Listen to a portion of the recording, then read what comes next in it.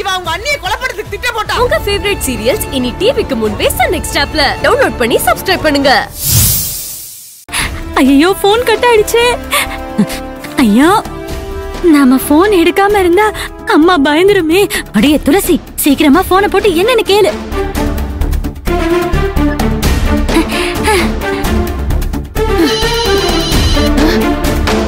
துளசி தான் போன் பண்றா.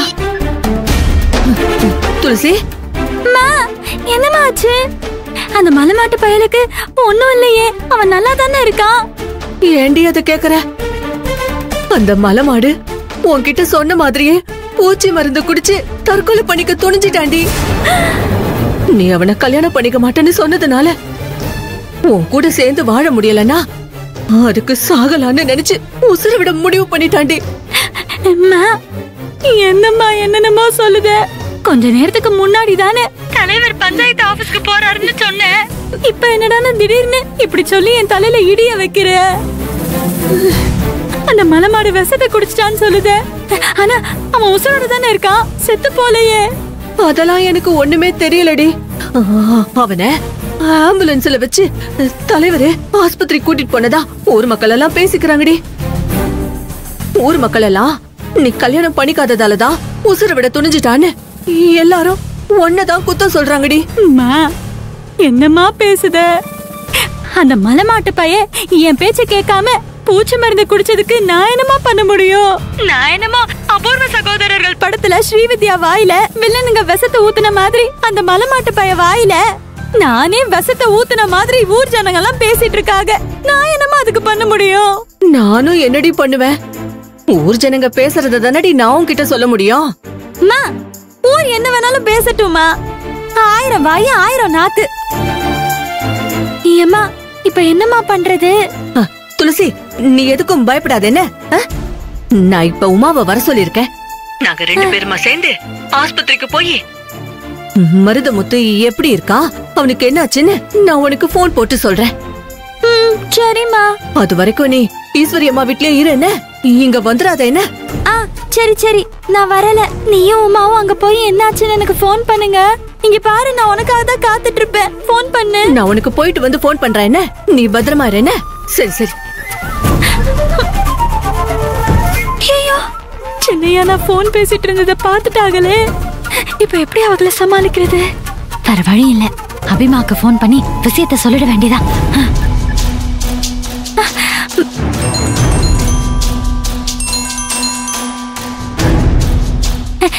அபிமா அபிமா நான் துளசி அக்கா பேசுறேன். நான் சொல்றத கொஞ்சம் கவனமா கேட்டுக்கோ. என்ன இங்க பாரு, நான் சின்னையா கூட செக்கப்க்கு ஆஸ்பத்திரிக்கு வந்திருக்கேனா, ஈஸ்வரி அக்கா ஸ்டேஷனுக்கு போயிட்டு வந்துடுறேன்னு சொல்லிட்டு போயிருக்காங்க. இன்னும் கொஞ்ச நேரத்துல அவங்க வந்துருவாங்க. அவங்க வர வரைக்கும் என்னையால இவங்களை சமாளிக்கவே முடியல அபிமா. இப்ப என்ன பிரச்சனைனா இரு நான் சொல்றேன்.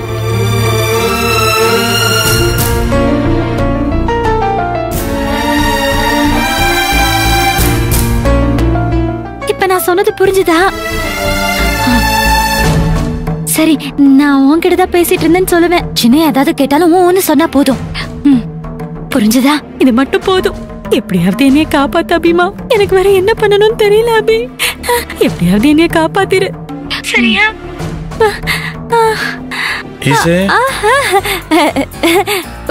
வாட்டர் பாட்டில் எடுத்துட்டு வந்துட்டியலா? கொடுங்க கொடுங்க, எனக்கு கொஞ்சம் கொடுங்க, தாகமா இருக்கு.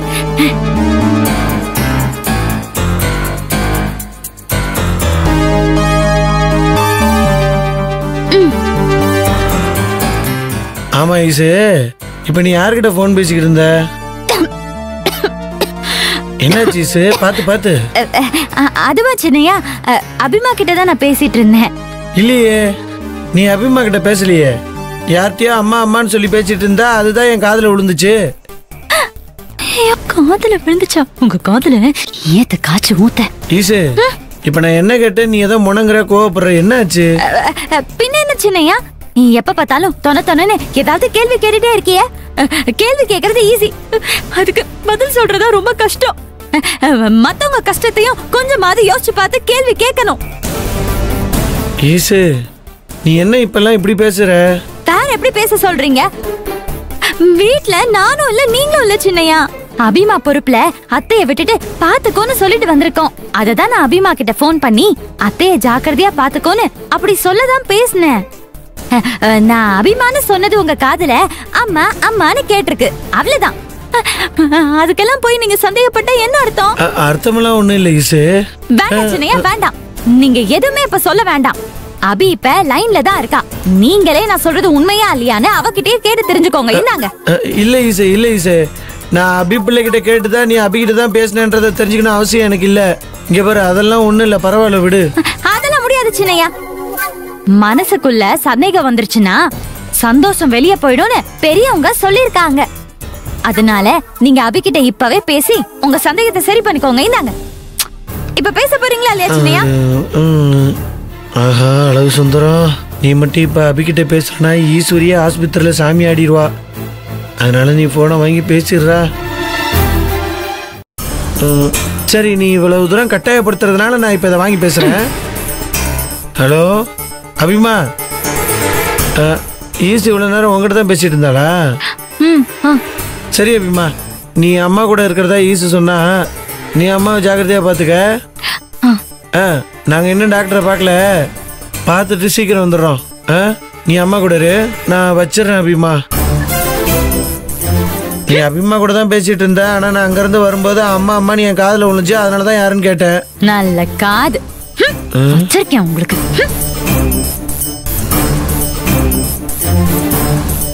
என்ன ஈஸி இப்படி கோவப்படுறா? என்னமோ போ. ஐயோ, இந்த நெசமாவா? இது இப்ப நம்ம போறத பாத்துட்டு ஹலோ உங்க பொண்டாட்டி பூமையில எப்படி இருக்காங்க என்ன ஏதுன்னு கேக்குறத ஈசு பாத்துட்டானா கதை கந்தல் ஆயிருமே. அப்ப பேசாம இப்படியே தலையை உணிஞ்சிட்டு போயிரும். அழகு சார், அழகு சார்.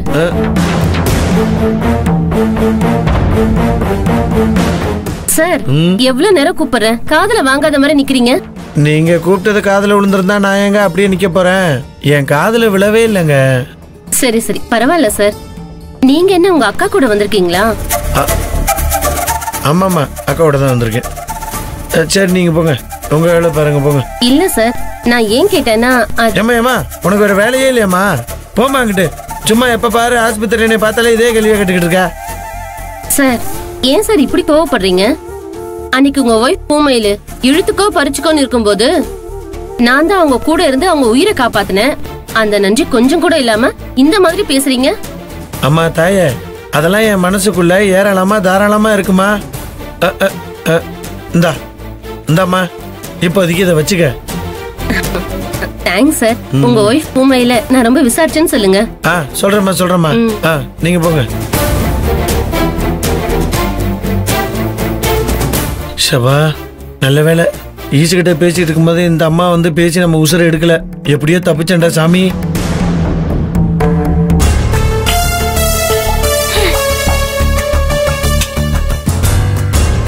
நல்ல வேலை அபிமா பேரை சொல்லி சின்னையா கிட்ட இருந்து எப்படியோ தப்பிச்சாச்சு.